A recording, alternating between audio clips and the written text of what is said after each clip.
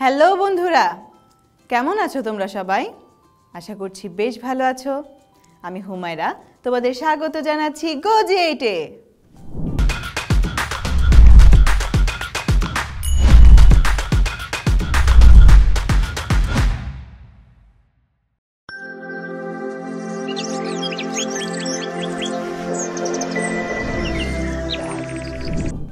বন্ধুরা, আজকে আমরা চতুর্থ শ্রেণীর এমন একটি কবিতা নিয়ে আলোচনা করব যা আমাদের মাতৃভাষা বাংলাকে নিয়ে লেখা। এই কবিতাটির নাম হলো মোদের বাংলা ভাষা।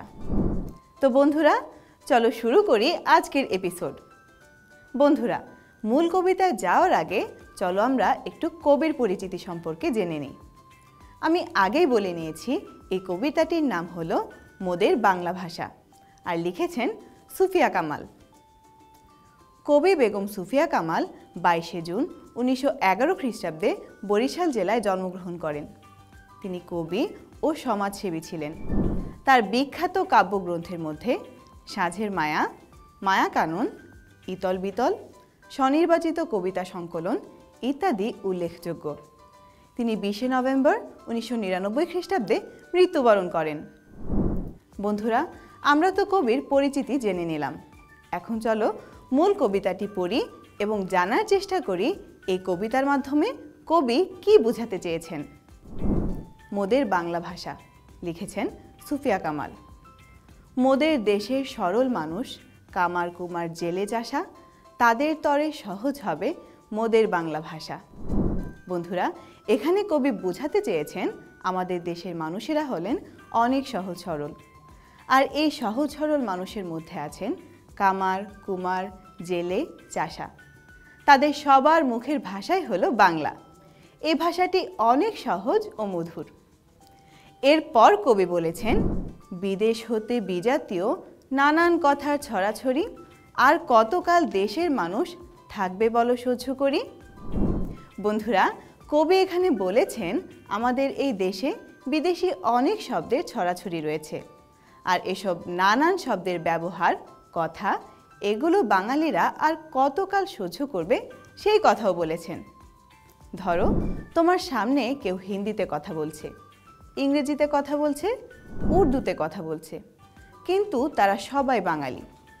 তখন কি তোমার শুনতে ভালো লাগবে? একদমই না। হ্যাঁ, আমরা ইংরেজিতে কথা বলা শিখব, তবে সেটি আমাদের প্রয়োজনের জন্য, নিজের দেশের বাংলা ভাষাকে ভুলে গিয়ে না। বন্ধুরা, এরপর বলা হয়েছে, যারা আছেন সামনে আজও গুণী জ্ঞানী মনীষীরা, আমার দেশের সব মানুষের এ বেদন বুঝুন তারা। এখানে কবি বলেছেন আমাদের দেশে তো অনেক জ্ঞানী গুণী মনীষীরা আছেন, তারা যেন অন্য ভাষায় কথা বলা যে বেদনা আর যে ব্যথা তা বুঝতে পারেন। নিজের দেশের ভাষা থাকা সত্ত্বেও কেন অন্য দেশের ভাষায় আমাদের কথা বলতে হবে, তাই না? এরপরেই কবি লিখেছেন, ভাষার তরে প্রাণ দিল যে কত মায়ের কোলের ছেলে, তাদের রক্ত পিছল পথে এবার যেন মুক্তি মেলে। সহজ সরল বাংলা ভাষা সব মানুষের মেটাক আশা।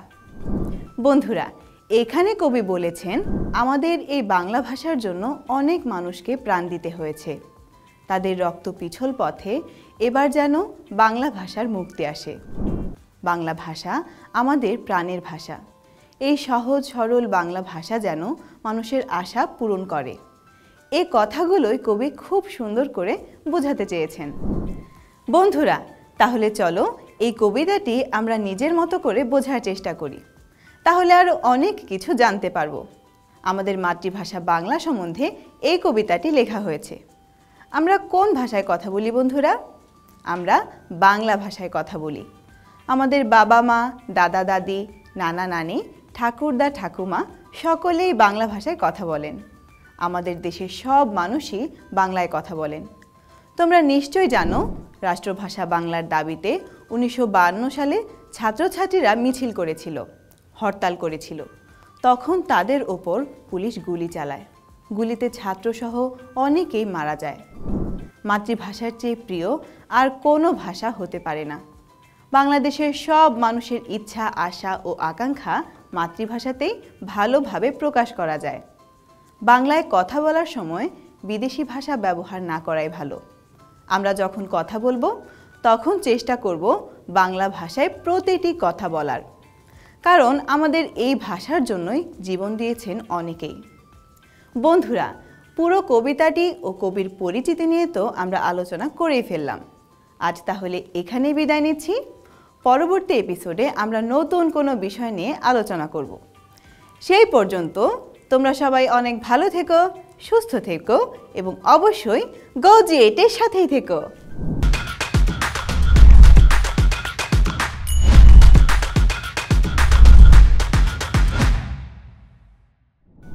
বন্ধুরা, আজকে আমরা যে কবিতাটি নিয়ে আলোচনা করলাম, চলো সেখান থেকে কিছু গুরুত্বপূর্ণ নোটস জেনে নেই। কবি বেগম সুফিয়া কামাল 20শে জুন 1911 খ্রিস্টাব্দে বরিশাল জেলায় জন্মগ্রহণ করেন। মাতৃভাষা বাংলাকে নিয়ে এই কবিতাটি লেখা। সহজ সরল মানুষের মুখের ভাষা হলো বাংলা। বাংলা ভাষার জন্য অনেকেই জীবন দিয়েছেন।